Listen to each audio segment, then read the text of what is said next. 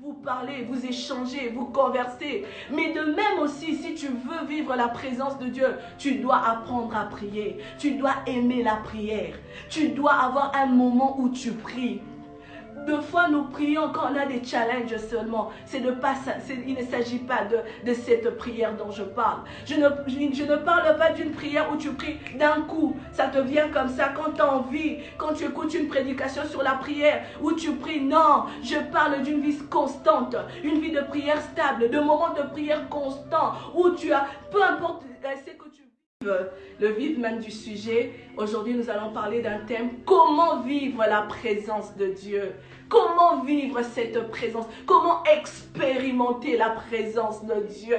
Comment vivre cette intimité avec le Saint-Esprit? Comment vivre cette relation avec le Saint-Esprit? Comment vivre la communion avec le Saint-Esprit? La première des choses, mon frère, ma soeur, tu dois être conscient de la présence de Dieu. Alléluia. Tu dois être conscient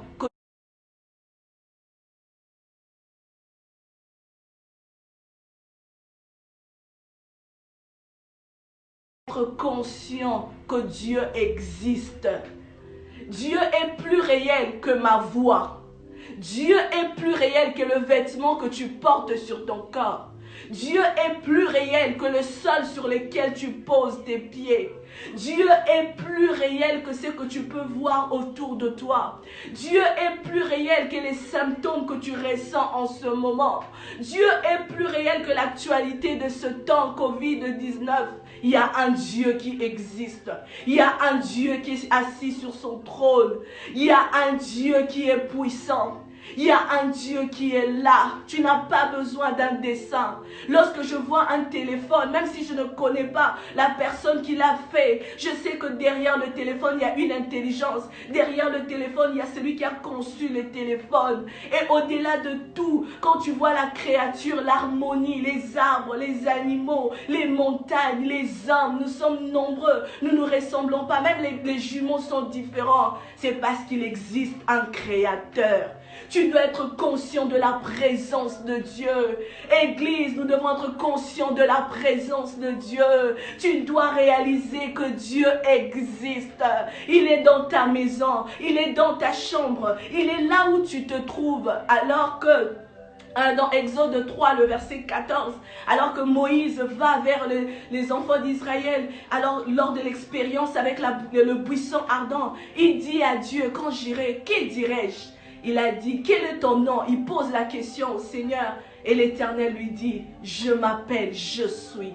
Je suis, je suis. Je suis avec toi, je suis dans ta vie, je suis dans ta maison, je suis dans ce confinement, je suis après ces confinements. Tu dois être conscient de la présence de Dieu. Pour vivre cette communion, cette relation avec Dieu, tu dois être conscient de la présence de Dieu. Bien souvent, nous sommes conscients des démons. Nous sommes conscients des mauvais esprits. Nous avons conscience du diable. Nous voyons le diable partout. Nous voyons les sorciers partout. Nous avons conscience des mauvais esprits, des maris de nuit, des femmes de nuit. Mais nous oublions qu'il y a un Dieu. Nous ignorons qu'il y a la présence de Dieu. Ce soir, je viens te rappeler que Dieu est assis sur son trône.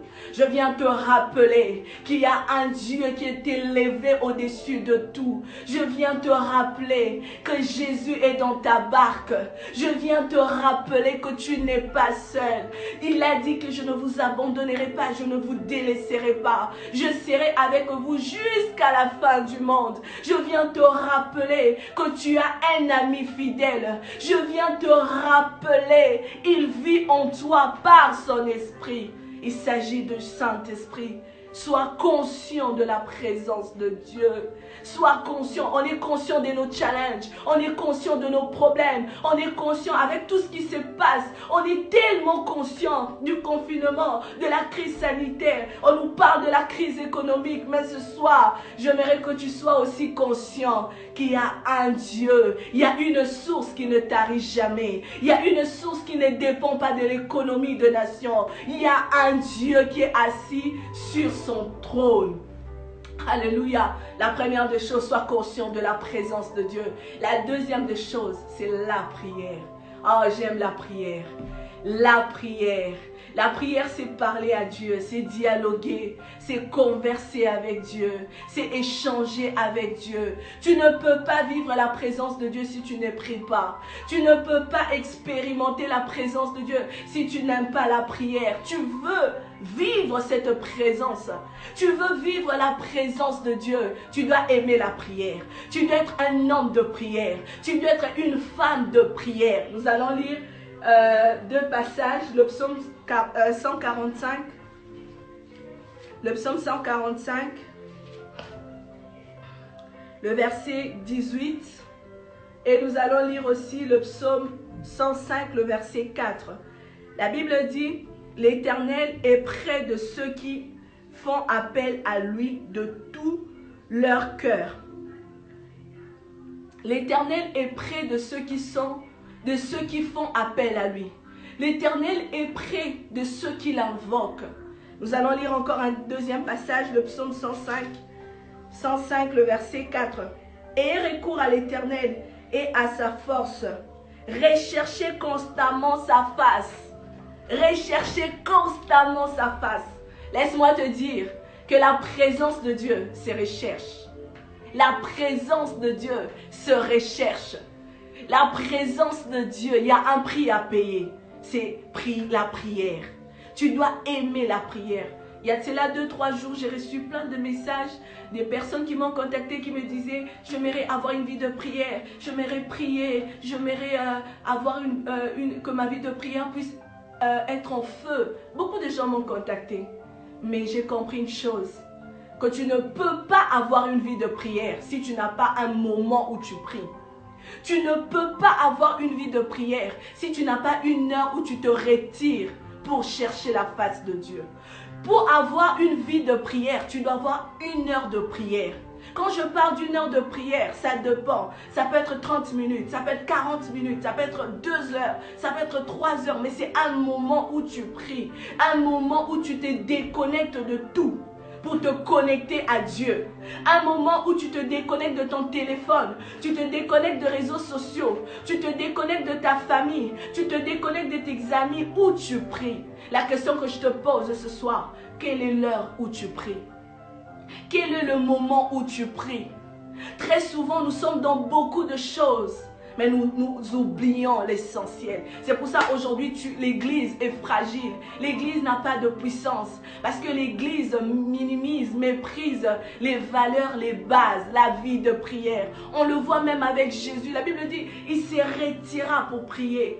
Dès l'aube, il était dans la présence de son Père. C'est pour ça qu'il ne subissait pas les journées, mais il commandait, il réussissait ses journées. Alors que tu dors, les œuvres, les ennemis, les diables, les démons travaillent. Réveille-toi.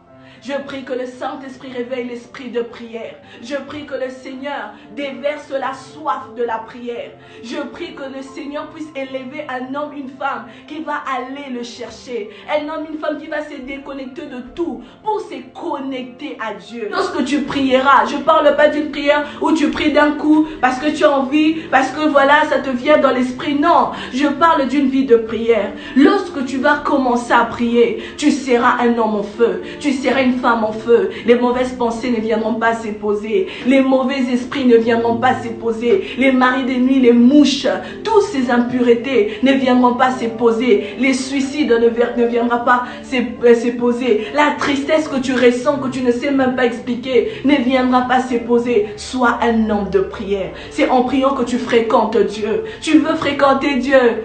L'adresse, c'est la prière. C'est la prière. C'est l'apanage des hommes assoiffés de Dieu. C'est l'apanage de femmes en feu. La prière, c'est la montagne. La prière, on ne vit pas dans la plaine, au sommet de la montagne. La prière, c'est là que l'on prend de l'envol. C'est dans la prière, c'est là qu'on remporte le bataille. C'est dans la prière qu'on renverse les géants, que l'on terrasse les Goliaths. C'est dans la prière. Réveille, réveille Saint-Esprit, l'esprit de prière.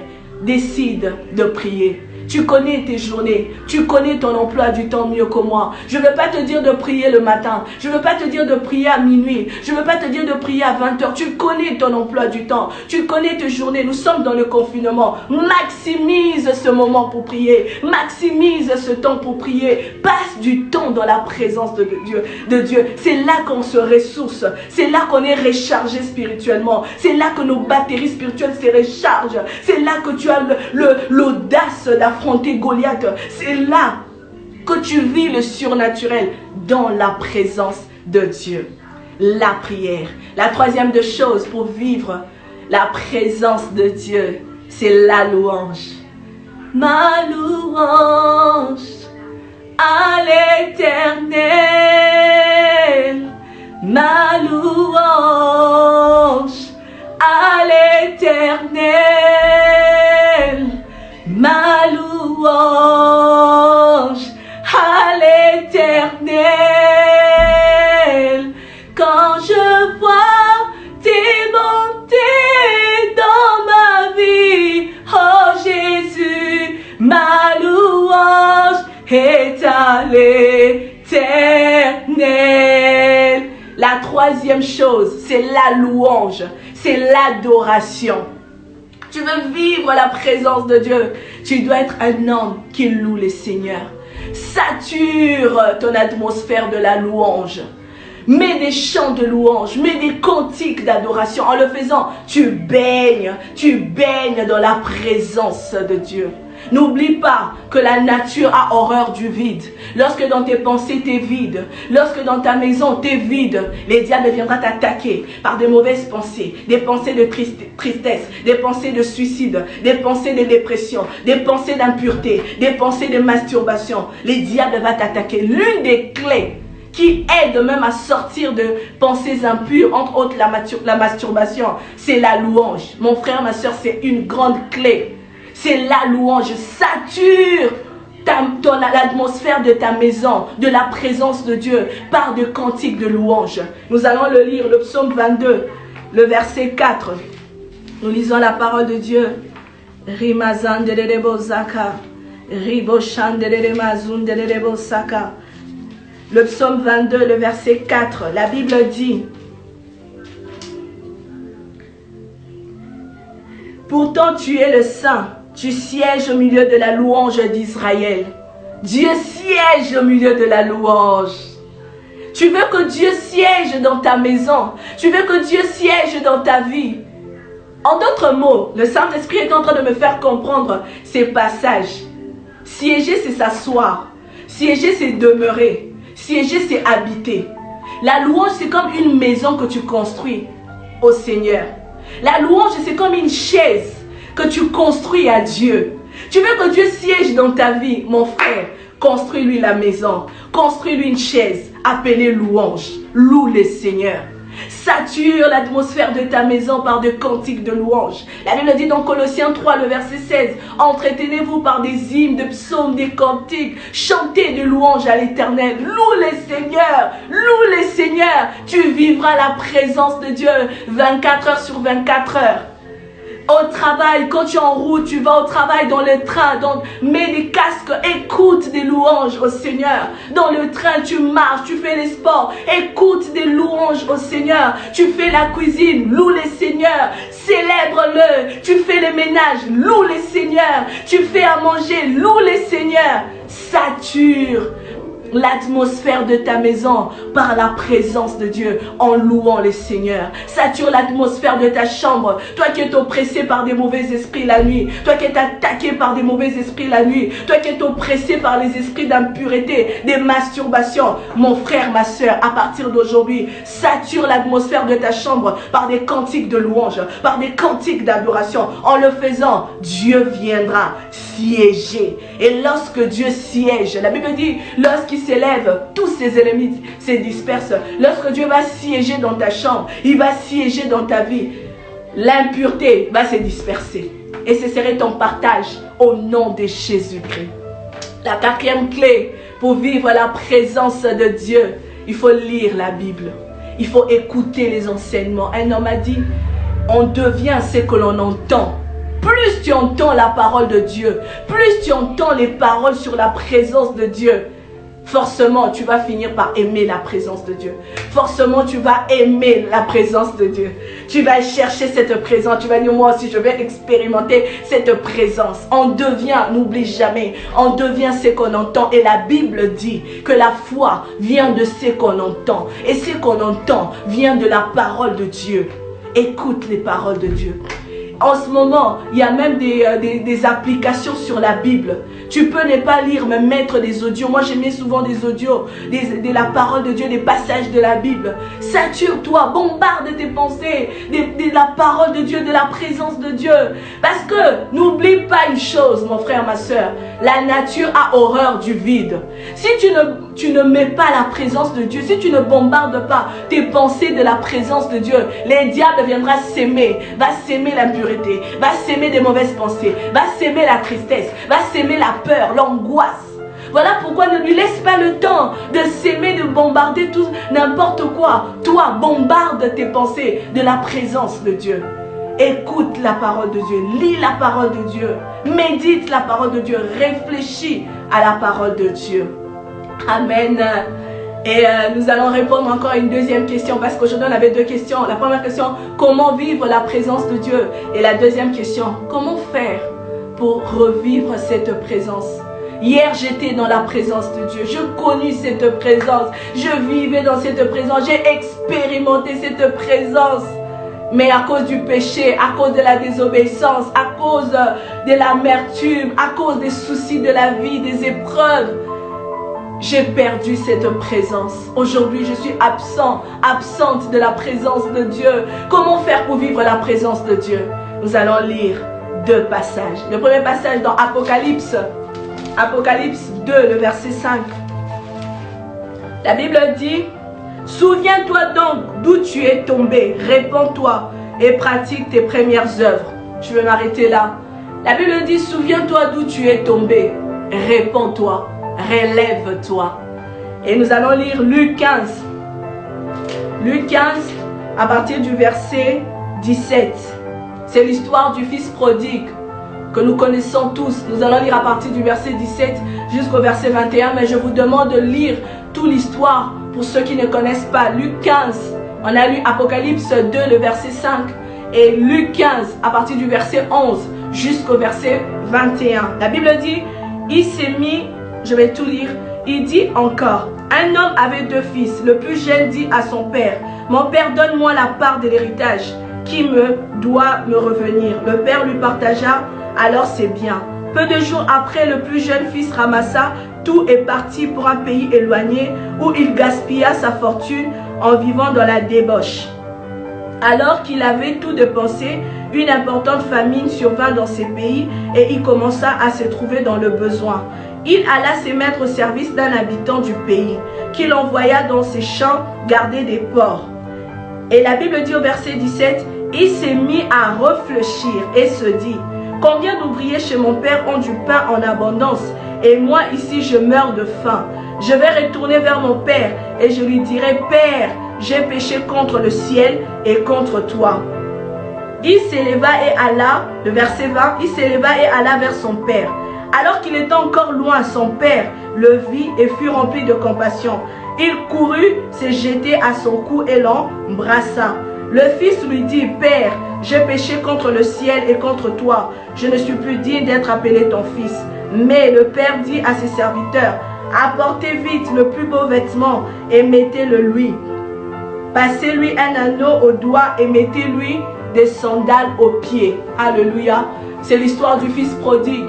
Le fils prodigue était dans la maison de son père. Et un jour, il a décidé de sortir de la maison pour aller jouir, entre guillemets, des plaisirs de ces mondes. Il a quitté la présence de Dieu il a quitté la présence de son père à cause des plaisirs de ces mondes. Peut-être que tu es aussi dans le même cas, dans la même situation que le fils prodigue, à cause de plaisirs de ces mondes, à cause des désirs de la chair. Tu es sorti de la présence de Dieu, tu as quitté la présence de Dieu. Mais j'aime ce que cet homme a fait. J'aime ce que cet homme a fait. J'aime ce que le fils prodigue a fait. La Bible dit au verset 17, il s'assit et réfléchit. Tu dois apprendre à t'asseoir et réfléchir. C'est très important. Pourquoi? Pour ne pas retomber dans les mêmes erreurs. Parce qu'il ne faut pas juste vite s'élever. Non, non, non. De peur de retomber demain. Il faut s'élever, mais aussi prendre, avant de s'élever, il faut réfléchir sur le pourquoi du comment. Pourquoi je suis tombé? Comment je suis tombé? Il faut réfléchir. À quel moment je me masturbe? À quel moment je suis tombée dans la fornication avec mon fiancé? À quel moment j'ai des pensées de suicide? À quel moment j'ai des pensées de tristesse, d'angoisse? À quel moment? C'est très important. Pourquoi? Pour prendre des solutions. Parce que si c'est quand tu es seul dans ta chambre et refuse de t'isoler, ne t'isole plus, ne reste plus dans ta chambre, reste en famille, reste dans les salons, reste avec les gens. Ne reste plus seul dans ton coin, parce que quand tu es seul, tu es une proie pour que l'ennemi, le diable, vienne t'attaquer. Il faut réfléchir. La réflexion, c'est très important. Être chrétien ne veut pas dire être crétin. Non, il faut réfléchir. Et la deuxième chose, la repentance. La repentance. La Bible nous dit, il a dit, je retournerai voir mon Père. Il a dit, je veux retourner voir mon Père. Il a décidé de faire demi-tour. C'est ça même la repentance. Il a décidé de revenir vers son Père. Tu dois te repentir. Tu dois demander pardon. Et la bonne nouvelle, la Bible dit qu'il est juste et fidèle pour te pardonner. Dieu est juste et fidèle pour te pardonner. On le voit même au verset 21. Alors que son père l'ayant vu de loin, la Bible dit, il courut et le prit dans ses bras. Dieu t'attend. Retiens cette phrase. Dieu te veut dans sa présence. Il n'y a pas que toi qui veux la présence de Dieu, mais Dieu te veut dans sa présence. Dieu te veut dans son intimité. Dieu te veut dans sa relation avec toi. Dieu te veut dans votre communion. Dieu te cherche. Dieu te cherche. Souviens-toi d'où tu es tombé et relève-toi.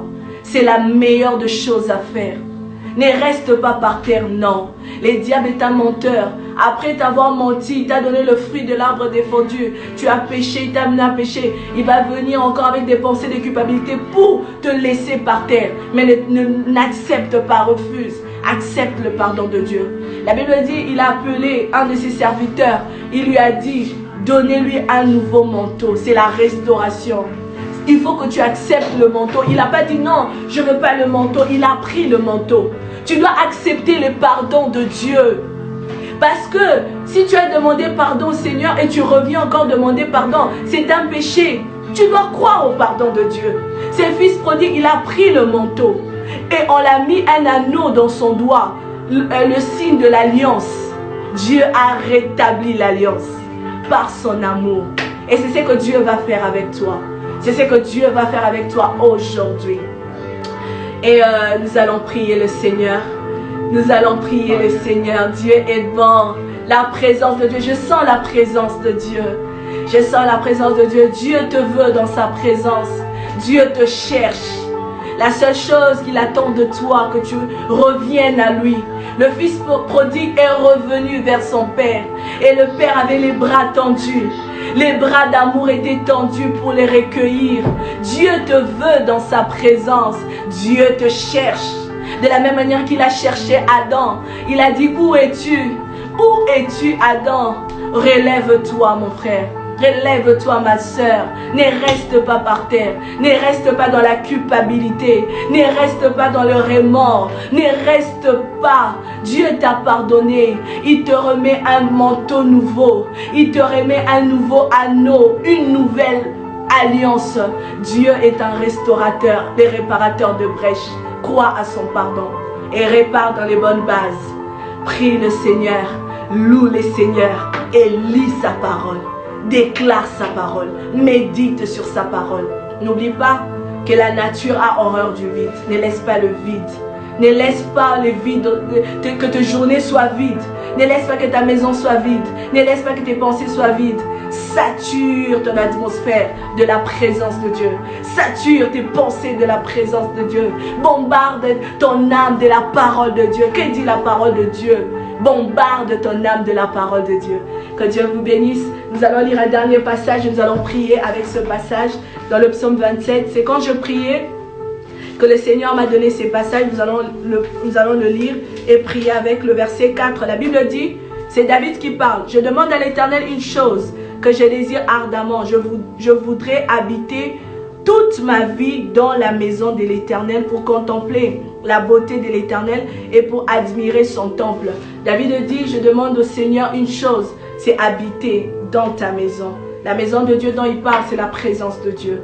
Peu importe ta situation, tu es là hier, tu as connu la présence de Dieu, tu l'as perdue. C'est possible de revenir parce que Dieu t'attend les bras ouverts. Et tu es là, tu veux expérimenter cette présence. Dieu te veut dans sa présence aussi. Nous allons prier par rapport à ces passages. Là où tu es, tu vas fermer les yeux, tu vas dire, Seigneur, je veux rester dans ta maison, je veux habiter. Il dit une chose que le Saint-Esprit a attiré mon attention. Il a dit, je veux habiter. Il n'a pas dit, je veux faire le tourisme. Il n'a pas dit, je veux visiter ta maison. Non. Il n'a pas dit, je viendrai, je repartirai. Non. Il n'a pas dit cela. Il a dit habiter, demeurer, résider, avoir pour adresse ta maison, ta présence. Et c'est ce que Dieu veut de toi. Il ne veut pas que tu fasses le tourisme. Il ne veut pas que tu viennes le visiter et partir. Non, Dieu veut que tu habites, que tu demeures, que tu restes dans sa présence. Telle est notre prière. Élevons nos voix là où tu es. Prions. Oh Seigneur, accorde-nous la grâce comme David. Accorde-nous la grâce, Seigneur, d'habiter dans ta maison.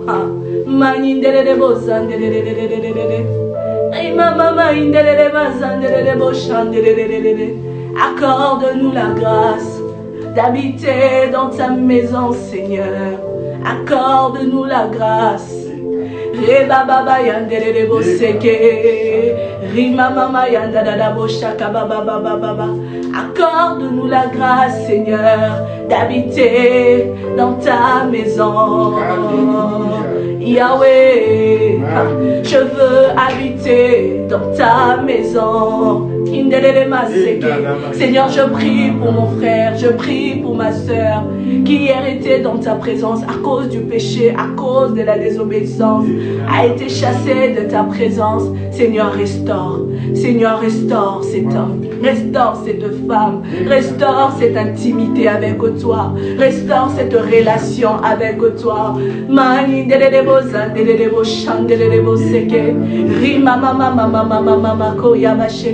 Seigneur, donne-nous d'expérimenter ta présence, donne-nous d'habiter dans ta présence, donne-nous de rester dans ta présence, donne-nous de vivre dans ta présence.